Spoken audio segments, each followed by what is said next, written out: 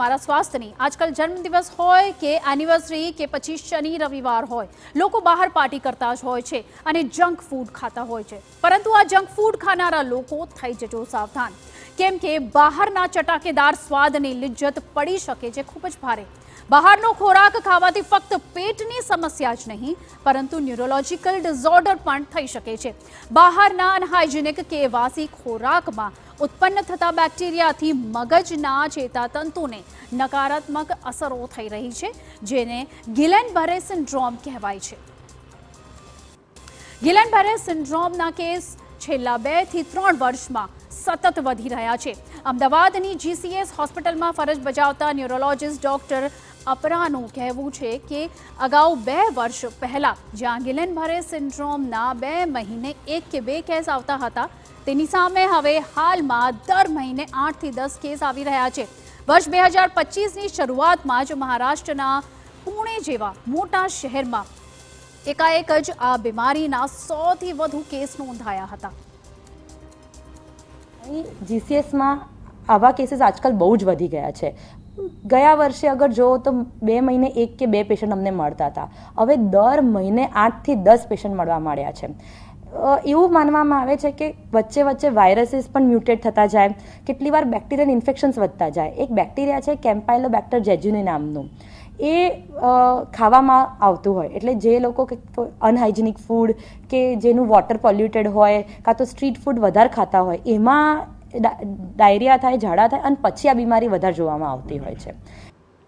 આ બીમારીના લક્ષણોની વાત કરીએ તો હાથ અને પગમાં કમજોરી લાગે છે, ચાલવામાં પણ મુશ્કેલી પડે છે, સીડી ચડવામાં પણ તકલીફનો સામનો કરવો પડે છે અને બોલવા, ચાવવા અને સાથે જ ખાવામાં પણ મુશ્કેલી પડે છે।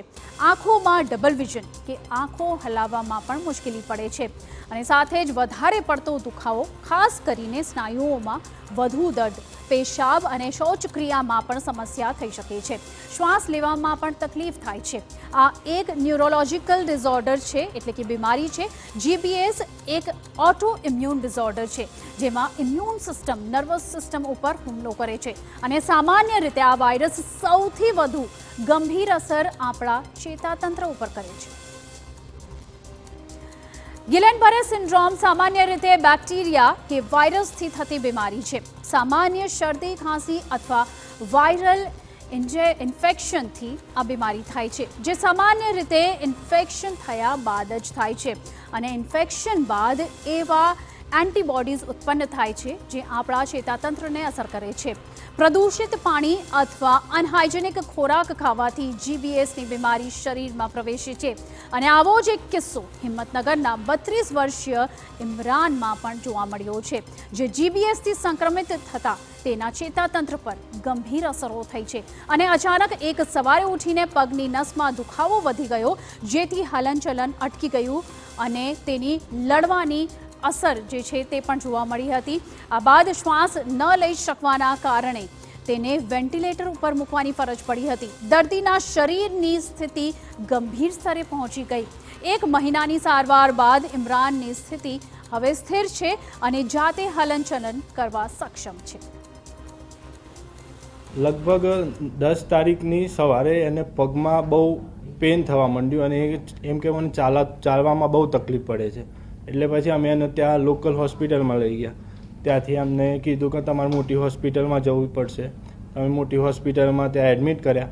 ત્યાં એડમિટ કરીને અમને ત્યાં જાણવા મળ્યું કે ભાઈને જીબીએસ નામની બીમારી છે કે જેનો કોસ્ટ બહુ મોંઘો આવે છે અને એની ટ્રીટમેન્ટ કરવી જરૂરી જ છે। તો અમે કંઈ પણ વિચાર્યા વગર અમે તાત્કાલિક ટ્રીટમેન્ટ માટે હા કહી દીધી। બેઝિકલી આ દર્દીને ઇમરાનભાઈને ડાયગ્નોસ જીબીએસનું ડાયગ્નોસિસ એમને હિંમતનગરમાં કરવામાં આવ્યું હતું અને પેશન્ટ કેમ કે પોઝિશન એમની એકદમ ક્રિટિકલ હતી, એમને વેન્ટિલેટર પર મૂકેલા હતા। એ આખા શરીરને બધી ચેતાતંતુઓ અને જેને કહેવાય કે સેન્ટ્રલ નર્વસ સિસ્ટમ એ નિષ્ફળ થઈ જવાના લીધે ના એ શ્વાસ લઈ શકતા હતા, ન તો એમના કોઈ હાથ, પગ કે આંગળીઓની પણ મૂવમેન્ટ થઈ શકતી હતી નહીં। પેશન્ટને ઇન્ફેક્શન અને બીજી વસ્તુઓ સાથે જ્યારે અહીંયા લાવવામાં આવ્યા, એ વખતે એક્સ્ટ્રીમલી ક્રિટિકલ કન્ડિશન જેને આપણે કહીએ એવી સિચ્યુએશનમાં અહીંયા શિફ્ટ કરવામાં આવ્યા હતા। તો હવે આપને કહીએ કે આ બીમારીથી બચવાના ઉપાય શું છે. ગિલેન-બરે સિન્ડ્રોમ માટે કોઈ ચોક્કસ ઇલાજ તો નથી, પરંતુ તેના લક્ષણો ઘટાડવા અને રિકવરીની પ્રક્રિયાને ઝડપી બનાવવા માટે સારવાર આપવામાં આવે છે. તેમાં બ્લડ પ્લાઝમામાં બદલાવની પ્રક્રિયા સામેલ છે, જે શરીરમાંથી ઝેરી તત્વોને દૂર કરે છે અને નર્વસ સિસ્ટમને રાહત આપે છે. આપને જણાવી દઈએ, ઇન્ટ્રાવેનસ ઇમ્યુનોગ્લોબ્યુલિન થેરપી એટલે કે તેમાં રોગ પ્રતિકારક તંત્ર સામે કામ કરતા એન્ટીબોડીઝનો ડોઝ આપવામાં આવે છે, જે ચેતાકોષોને વધુ નુકસાનથી બચાવે છે.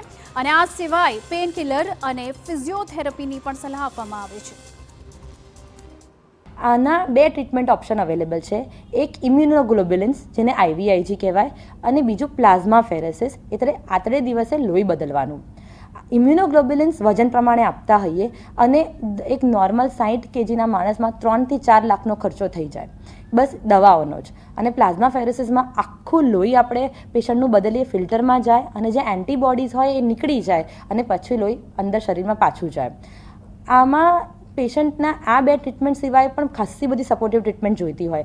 અગર ઇન્ફેક્શન થાય તો એન્ટીબાયોટિક્સ જોઈતી હોય, પેશન્ટ વેન્ટિલેટર પર હોય તો વેન્ટિલેટરના સેટિંગ્સ બધું બરોબર હોવા જોઈએ,